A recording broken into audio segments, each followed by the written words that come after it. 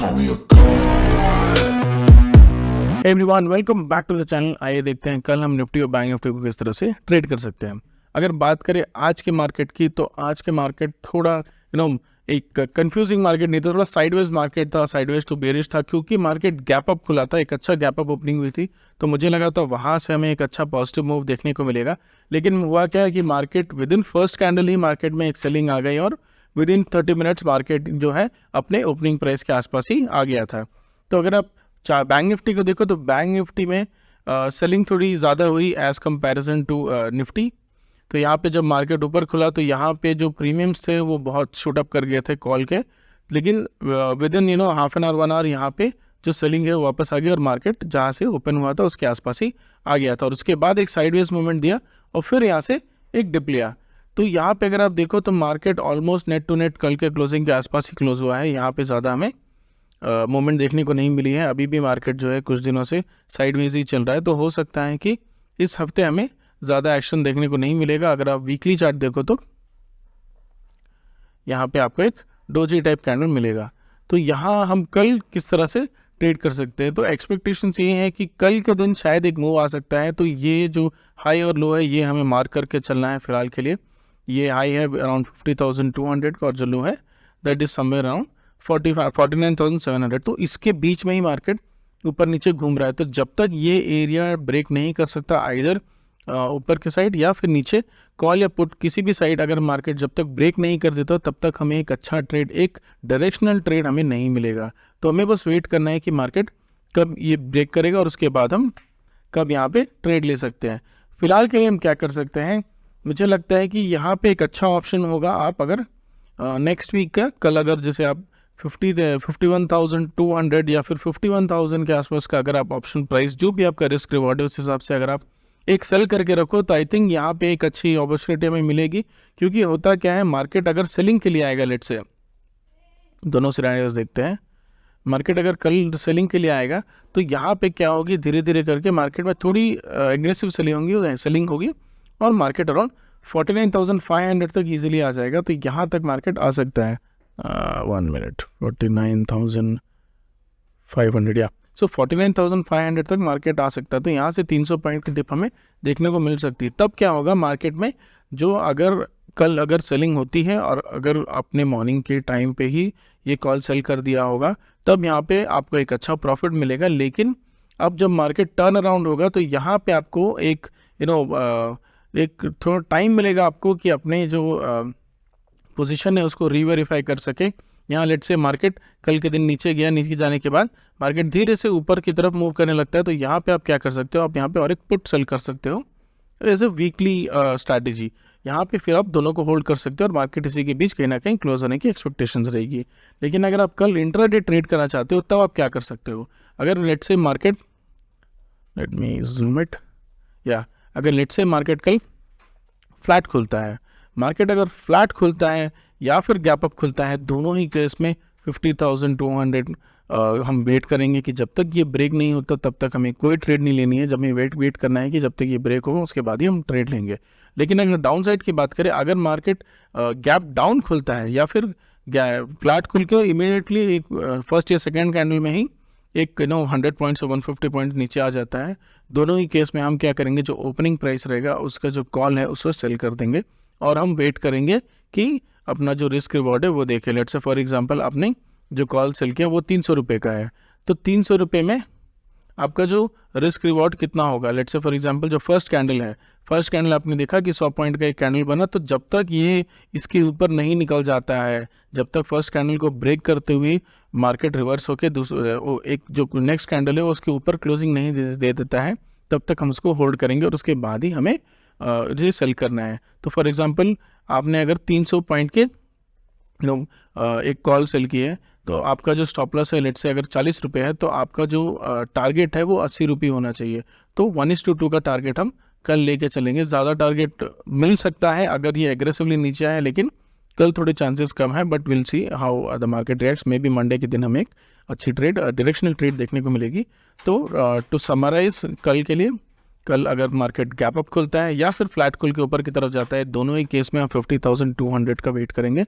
जब तक मार्केट इसको ब्रेक नहीं कर देता हम एक बुलिश ट्रेड यहाँ पे नहीं लेंगे।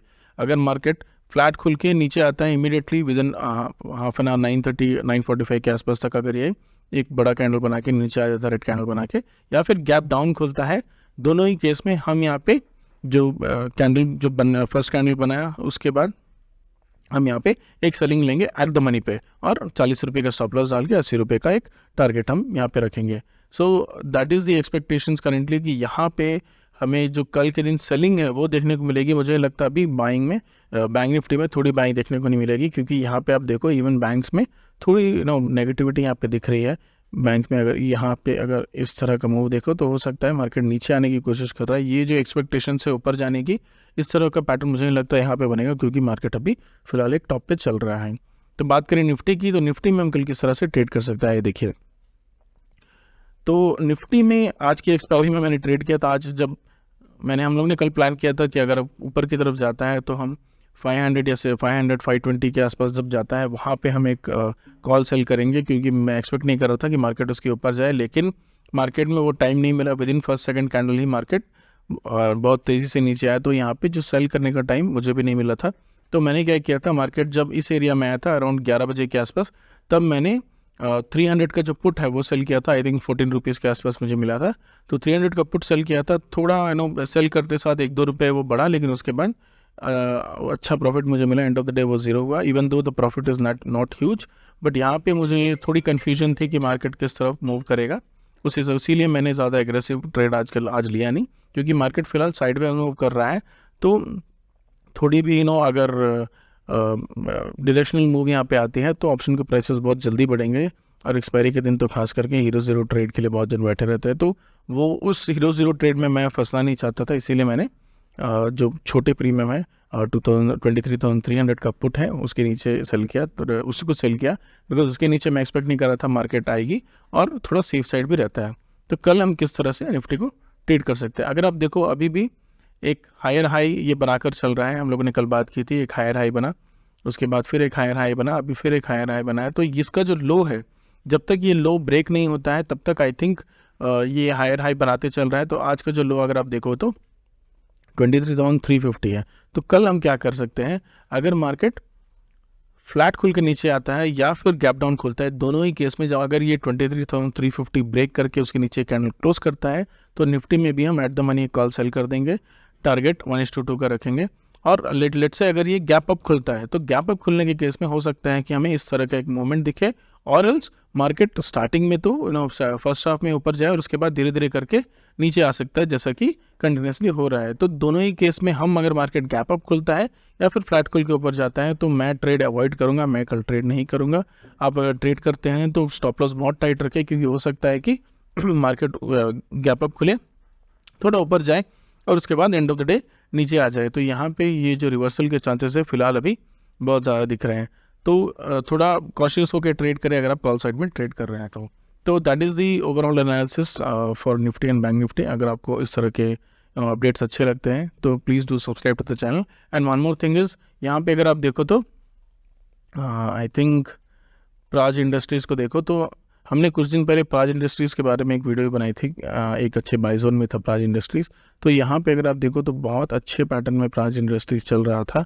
यहाँ पे आप देखो एक्यूमुलेशन जोन, एक टेक्स्ट बुक पैटर्न जो है उसमें गया, मार्केट ब्रेकआउट होकर ऊपर गया.